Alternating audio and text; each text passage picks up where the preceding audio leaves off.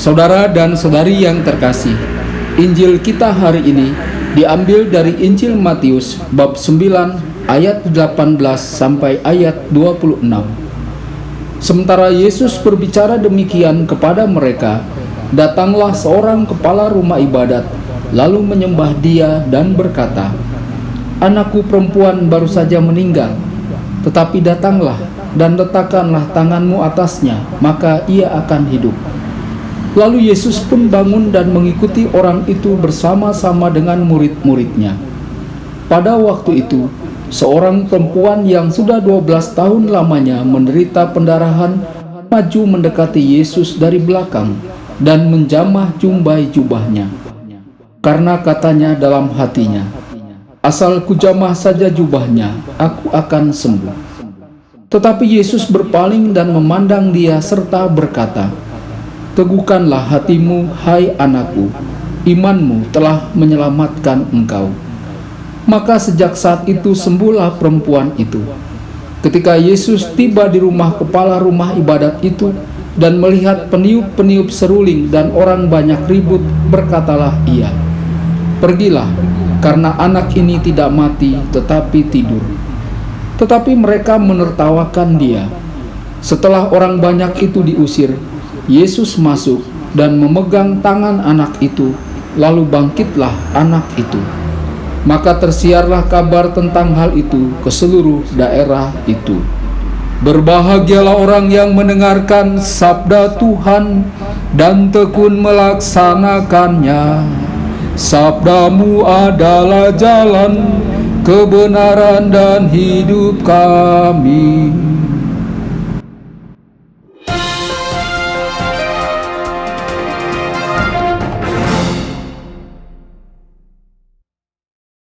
Saudara dan saudari terkasih, jumpa lagi dengan saya Romo Tedens dalam saluran Warta Kabar Sukacita.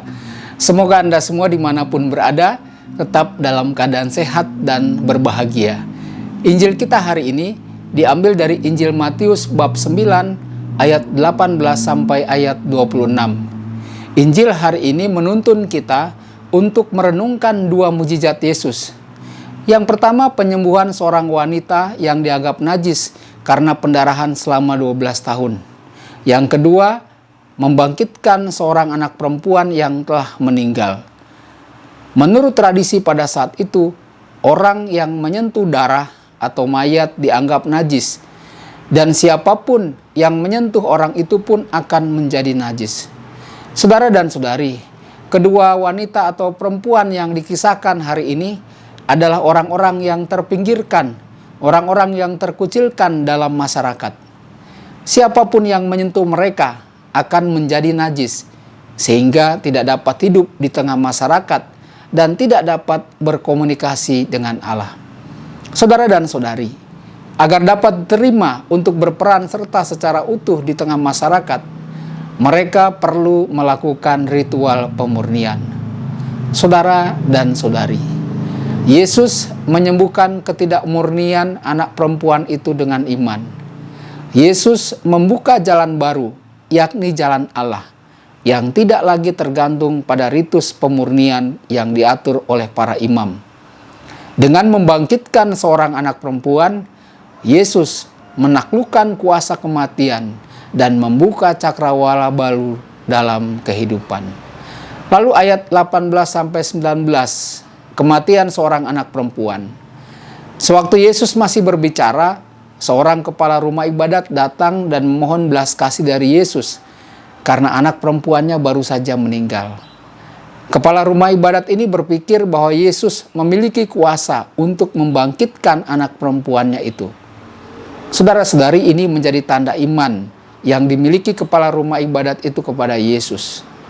Dan Yesus kemudian pergi bersamanya dan diikuti oleh para muridnya saja. Yesus meletakkan tangannya di atas anak perempuan itu, dan anak perempuan itu hidup kembali. Ayat 20-21, situasi seorang perempuan.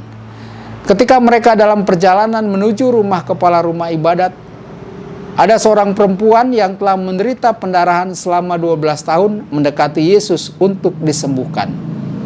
12 tahun pendarahan. Saudara dan saudari, kiranya inilah penyebabnya mengapa perempuan ini dikucilkan. Pada saat itu ada keyakinan bahwa darah membuat orang tidak bersih. Penginjil Markus mengatakan bahwa perempuan yang menderita pendarahan itu telah menghabiskan semua waktunya untuk berobat, tetapi keadaannya malah tambah memburuk. Namun ia telah mendengar beberapa pembicaraan tentang Yesus, maka muncullah harapan di dalam dirinya. Perempuan itu di dalam dirinya sendiri yakin jika ia boleh menyentuh pakaian Yesus, maka dirinya akan diselamatkan. Saudara dan saudari, inilah tanda iman yang besar yang dimiliki perempuan itu.